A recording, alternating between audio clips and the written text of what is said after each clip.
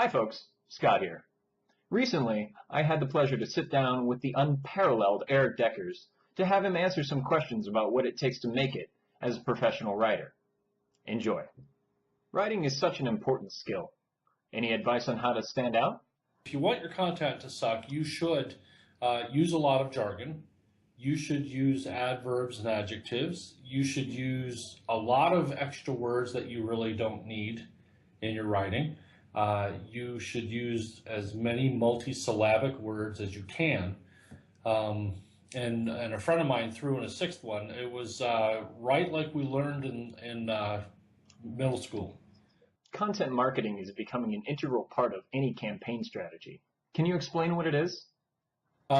First, understand that content marketing is all about pull, not push.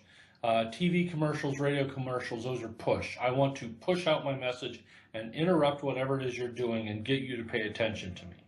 Pull marketing means I'm going to pull you in. I'm going to give you enough information that you need, but I'm going to wait for you to show up. So if you want to buy a new grill, I'm not going to advertise on TV telling you, buy my grill.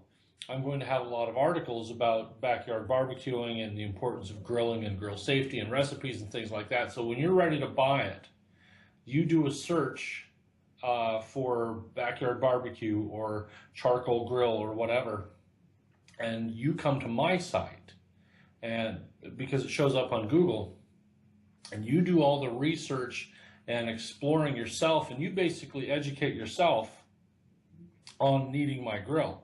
And because you've spent so much time on my site, you decide you're going to buy my grill. So that's content marketing. What is the hardest lesson you've had to learn as a writer? Editors are there to make you look like a genius. What is a facet of being a writer that is lost for those outside the industry? I think another thing that gets shown that maybe is misleading is the idea that writers should wait to be inspired and they have to write in coffee shops and drink espresso and wear their black turtlenecks and that's the only time they can write, and you can only write when the mood hits you, and that's completely false. As a professional writer, you're a professional just like everybody else, and everybody else shows up and does the work whether they feel like it or not. Plumbers don't wait for inspiration, and accountants don't wait for inspiration. And so as writers, you can't wait for the mood to be right and the setting to be right before you write anything. You just sit down and you do it.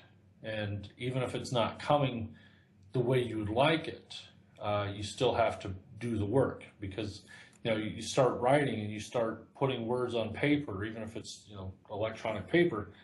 Put the words down and something will break and it'll flow the way you want it to. But it won't do that if you're waiting for your tea to be just the right temperature.